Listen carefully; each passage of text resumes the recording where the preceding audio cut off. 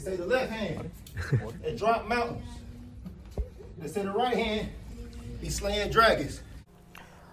All right, so I wanted to get my thoughts on the March 8th fight between Jai Opetaia and Brendan Glanton. Obviously, if you guys follow this channel, you know that Jai Opetaia is probably one of the most covered active fighters in boxing on this channel.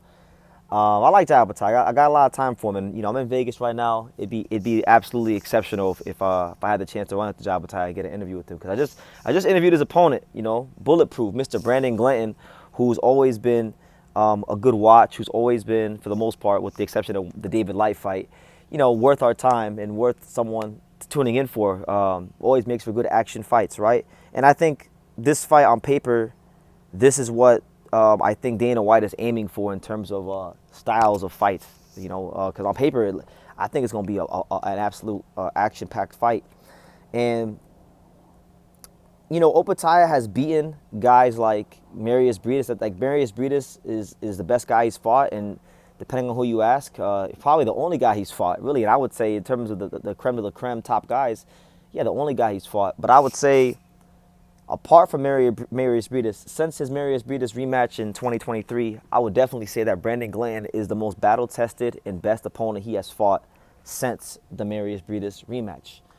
There's no ifs, ands, or buts about it. So let's talk about the matchup, because not only is it a good action fight, but it's also a historical fight in the sense that it is, in fact, the first ever Zuffa boxing world title fight. So this will be the introduction of the brand new Zuffa boxing belt, and the winner of this fight will become the first ever Zuffa boxing world champion. Now, what the hell does that mean in the grand scheme of things? I don't know, but that's in play here, right? The chance to make history, right? So when you look at the fight, you got Brendan Glanton, who's coming off of an absolute statement performance in his last fight against Marcus Brown, where there was a lot of words exchanged. They fought on an Amir Khan Promotions card out there in Nigeria, and Brendan Glanton beat the brakes off of Marcus Brown and made him quit. And I find it interesting because Opetaia, for as good and as strong and as skillful as he is, and how much power he has, I remember like the last 4 rounds of that Marius Briedis rematch, he didn't look strong in the back half of that fight. In fact, I use the F word with him. He looked like even a bit of a front runner in that fight.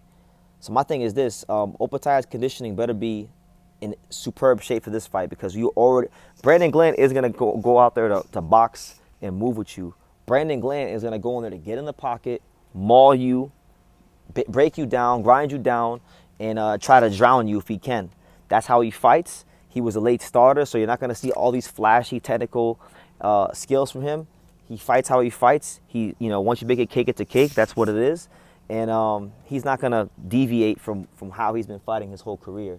He's just gotten a little bit better at not smothering his work in the pocket. So for Opetaia, to me, this fight it's about skill, of course, but it's more so about conditioning. Will his conditioning be up to par with Glanton if Glanton is able to get on the inside and take this fight rounds and drown him? That's really, to me, how I see the fight. But it's really interesting. It's really, really an interesting fight, because if Opetaia wins, you have the possibility for Opetaia, who is a Zuffa fighter, to fight the winner of Zordo versus Benavidez on May 2nd.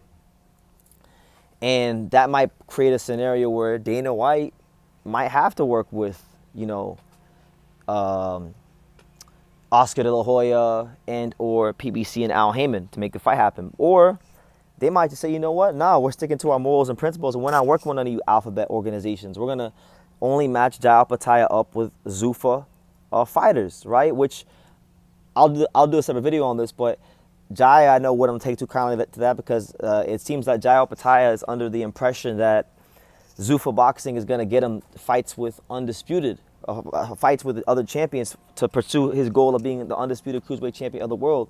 But I've talked to people about Zuffa boxing, from fighters to executives and things like that, and they don't care about the alphabet titles. They created their own world with their own belt, and that's what they're going to stick with. So I think he's more than likely going to be in for a very, very disappointing scenario.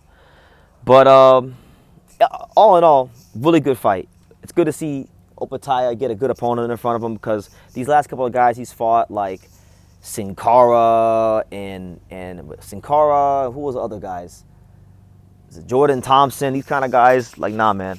I mean, I'm not saying that Glenn is some sort of world beater, because he's not. He's won some, he's lost some. He lost to Dylan Smith, but he beat Marcus Brown.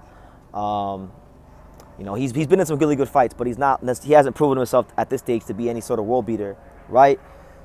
But he's a proven contender. At the worst, Brandon Glanton is a proven contender, and even more so, a very much a proven action fighter. He's gonna come and bring action. And one thing I know about Zuffa Boxing from talking to one of the executives there is that they're not so much based upon merit or accomplishments. They're more performance based. So even if you're a guy that took some losses, if you come out there and you fight your ass off and you're giving people great action fights, they'll bring you back, and they do put value in that based on what I've heard from the executives there, as far as what their philosophies are. So that's why I feel like a guy like Brandon Glanton even will probably thrive and do very, very well in Zuffa Boxing. But we'll see, guys. I'm gonna go with Opetaia to win this fight. I'm gonna say he wins on points. I don't know if he stops Brandon Glanton. Brandon Glanton's pretty damn tough. And one thing about Brandon Glanton, he's gonna smother you. He's gonna get in the pocket. He's gonna maul you. He's physically strong. He comes from a football background. So my thing is, if Opetaia don't get rid of him in the first, 4.5, 5 rounds, I think Glanton has the craft. I think Glanton has the strength to take in the distance. Now, if Opetaia's conditioning, I'll tell you this: I'm picking Opetaia by decision, and I think he's better. But if his conditioning ain't up to par, and I want to really highlight this, if his conditioning ain't up to par, if we see anything that we saw like similar to the back half of that Marius Breeders rematch, I will not be the least bit shocked if Brandon Glanton breaks him down and stops him in the later rounds. I'll put it like that. But I'll go with Opetaia just because I think he's a man on a mission, and at the end of the day, I like Brandon Glanton personally a lot, and I wish him the best. If he wins, I'll be over the moon for him. But there are levels in boxing, and I think Opetaia is on a higher level than Brandon Glanton. But again, that's why they fight the fights, no matter what I say or what anybody else says.